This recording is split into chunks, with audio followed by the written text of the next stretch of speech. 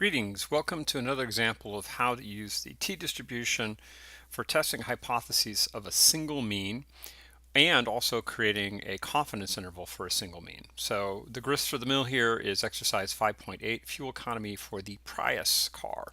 So fueleconomy.gov, the official U.S. government source for fuel economy information, allows users to share gas mileage information on their vehicles. The histogram below shows the distribution of gas mileage in miles per gallon for 14 users who drive 2012 Toyota Prius. The sample mean is 53.3 miles per gallon, and the standard deviation is 5.2 miles per gallon.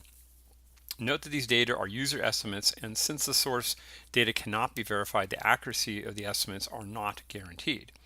So we would like to use these data to evaluate the average mile of all Toyota Prius drivers. Do you think this is reasonable? Why or why not? Okay. Well, we'd probably say probably not a good idea for several reasons. This is self-reported data, which the accuracy always tends to be a bit off. We talked about this back when we were talking about good sampling schemes. Volunteer response data always tends to carry some bias with it, so it would probably not be the best idea to use this data. But that said, we're going to go ahead and do it anyway because they asked us to do that in Part B. So the EPA claims that the 2012 Prius gets 50 miles per gallon. Do these data provide strong evidence against this estimate for drivers who participated on the fueleconomy.gov? Note any assumptions that you must make to proceed with the test. Okay, so they're basically letting us off our leash and telling us you have done enough of these now. You probably ought to have an idea of the steps that you need to go through. So let's go ahead and see if we do. Okay, so I got a blank sheet here, someplace hiding. Let's see, I get a blank sheet. There we go. So this is part B of 5.4. And so the first thing we're going to go ahead and do is we're going to set up our null and our alternate hypotheses. So the null hypothesis is mu is equal to 50 miles per gallon. Okay, and the alternate hypotheses, well, let's go see, what did they say to use for the alternate here? They said, do these data provide strong evidence for drivers who participated against this estimate for participants in fueleconomy.gov. So we were not given which way we're supposed to go with the direction of extreme here. It's kind of cheating to look at the data first and then use that to set up your alternate hypotheses. So since we were not given a direction of extreme to use, and it'd be cheating to make this one-sided to the right, we're going to go ahead and make this the not equals. So we're going to say that the Prius doesn't get 50 miles per gallon. In other words, that the reported value given by the official estimate is probably not correct. Okay, so that's always your first step. Second thing, we got to check our assumptions here. So checking our assumptions, well, let's see, we've got how many? 14. Well, that's definitely less than 10% of all the Priuses that are out there. We know nothing about the distribution of the data other than our cute little histogram that we got right here, which that says it's probably roughly symmetric normal, which says that we can pretty well confidently go forward with using the t-test, particularly with this small of a data sample of only having 14 users. It's a good idea to check the assumption of normality. And since we have a good test of normality here with that histogram, we'll roll with it. Okay, so check. We have checked our assumptions. Okay, so now that we've checked the assumptions, we've got to go take a look at calculating the test statistic and the p-values. So let's go ahead and do that. So we're going to need to go gather up some numbers here. Let's see, what do we know? Well, we know that the sample x bar is equal to 53.3. The standard deviation S is equal to 5.2, and that the N was equal to 14. So let's go ahead and draw ourselves the distribution of the null here. We're not going to need it just yet, but it's always a good idea to have it here. So our distribution is a t-distribution. It's going to be centered at 0. So to calculate our t-test statistic, so our t, what I've been calling t-observed or our t-obs, our t-observed is calculated by calculating x bar minus the mean of the null distribution divided by the sample standard deviation over the square root of the sample size. In other words, the sample standard error, okay? So let's go ahead and put all of those numbers in. So what do we got here? We got 53.3. Let's get the right one here. Minus 50 divided by, let's see, and then we've got, I get to the right problem here, sorry about that, 5.2 and 14. So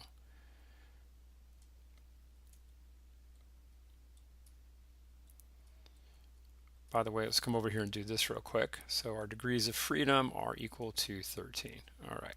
So let's go ahead and get RStudio to go ahead and do that calculation for us. In other words, we have to calculate this somehow. Might as well let RStudio take the hit, so we'll let that do it for us. So that's going to be, let's see, parentheses for the numerator. So 53.3 minus 50 divided by, and then let's put our denominator in parentheses. Let's see, what was that again? It was 5.2 divided by the square root, SQRT, of 14. Okay. Now we could save this value, which I think I'll go ahead and do that. We'll call it TOBS or TOBS. Set that equal to something, and then we'll hit an enter. And then let's go ahead. It's showing up over in my environment, but let's go ahead and just have it echo back out to the home screen for us.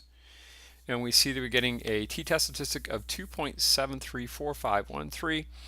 Let's just go ahead and roll with 2.375. Got 3 places. And so if we do that, that says that our t observed is roughly about there. So it's 2.375. And we're going to get the corresponding p-value that goes with that t-test statistic. So to get that, I'm going to need to get this shaded region here out to the right.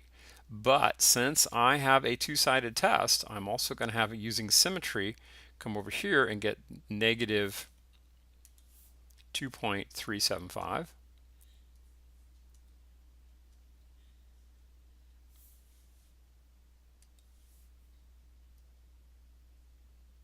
And I'm going to need to get that shaded region also, okay? All right, so our p-value is going to be these two values added together. So the sum of those two will be our p-value. All right, so how do I go about doing that calculation? Well, I need to go ahead and use RStudio's PT to let me do that, and there's a couple of different ways you can do it. You could either find the right tail. If I was to find the right tail, the area of the right tail would be 1 minus PT of 2.375, comma 13.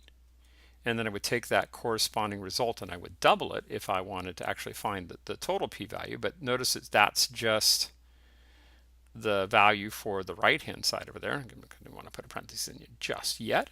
And then this side over here, though, we can find that one by, since it's a left sum, we can just strictly go PT. We don't have to do the 1 minus trick. And put a negative 2.375, comma 13. And then these two together, those two added together, give us the total p-value. Well, notice that the areas will be the same on the left-hand side and the right-hand side. So if I just double one of those two numbers, I'm going to get the corresponding p-value. So that's what we're going to do.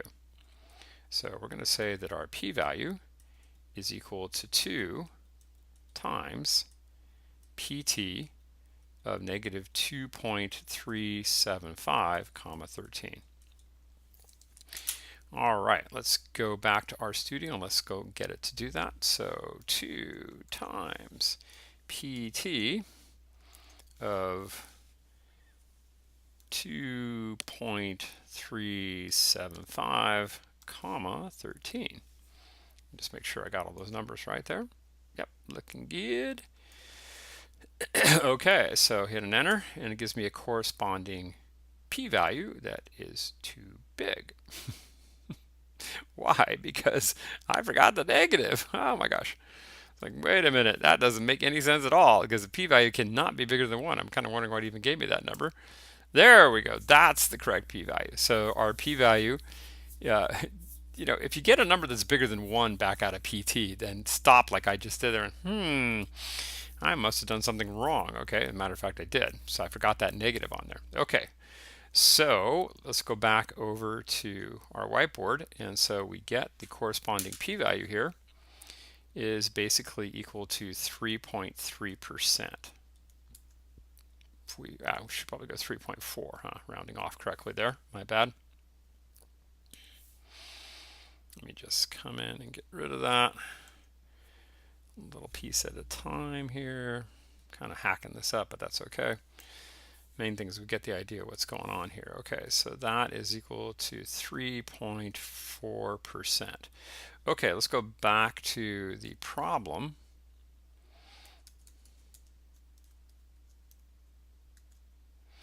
And they did not give us a level of significance. In other words, they didn't tell us what alpha was equal to, so we will set alpha equal to 5%. So our p-value is what? Our p-value is less than 5%, which tells us we can go ahead and reject the null hypotheses. All right, so I'm pretty confident that you can take care of the rest of the test from here. You can state our conclusion and move on and finish up the rest. Is this part which seems to be throwing people off is how to do the actual calculations. So in that spirit, I'm going to come back here and I'm going to go ahead and move on to part C, which is calculating 95% confidence interval for the average gas mileage for the 2012 Prius by drivers who participated in fueleconomy.gov, which means use the X bar equal to 53.3, use the S that is equal to 5.2, and then they're setting alpha specifically here to 5% because they're setting C equal to 0.95. Remember, C plus alpha have to come out to 1. So that means that alpha is equal to 0.05. So to calculate the corresponding confidence interval, we know that the corresponding confidence interval is going to be given by X bar plus or minus the margin of error, where our margin of error, let's come over here, hit a kind of a carriage turn. Our margin of error is equal to T star times S over the square root of n. Okay, so we need to go calculate T star. We need to know how to do that. Well, to do that, we need to use QT. So let's go back over to our whiteboard here. Let's go ahead and erase all of this. So back to that same distribution that we were just working in for the hypothesis test. This is our same T distribution with degrees of freedom equal to 13. Again, the reason it's 13 is because we know that our n, which we probably should have written down here, our n was equal to 14. Excuse me. So what do we want to know? Well, we want an alpha level equal to 5%. Why? Because we got our confidence level was equal to 95%. And those two numbers always have to sum to 1. So if we add those two together, they got to come out to 100%. Okay? All right, so that tells me then, in this particular distribution, what I'm going to do is I'm going to put 2.5% in each one of these tails. So that means this shaded region over here in magenta and this shaded region here in magenta, both of those are 0.025. And in the center, we've got 95% or 0.95. Again, this distribution is centered at 0. Okay, so how do I calculate that? Well, there's QT, just like there was Q norm for finding quartiles, because what I want to know is I want to know these two values right here. And what I know about them is that they just differ by sign. This one being the positive one, this one over here being the negative one. Okay, so QT, you put in the area, and then you put in the degrees of freedom, and it'll give you back the position. So I'm going to go ahead and put in 0.025 by 13, and when I do that, what it's going to give me is going to give me that guy right there. It's going to give me that number. All right, so let's go over into our studio and have it do that for us. So we're going to put in QT for the quartile, and we'll put in 0.025 comma 13, And it tells me that the QT value that we want is negative 2.16. So that's equal to negative 2.16. And so now we can finish up our calculation of our confidence interval because we need to know everything, like the margin of error, all the rest of it. So we know that what? We know that x bar plus or minus 2.16. Notice that the plus was for this one, the minus was for that one, times s. Well, we know that s, let's go back over here for just a second. We know our s was equal to 5.2. And we know our sample size was 14. Okay, and we actually also know what our x bar is. I really didn't need to put x bar down there. I should put the actual number in, huh? Let's do that. And so the x bar here was 53.3.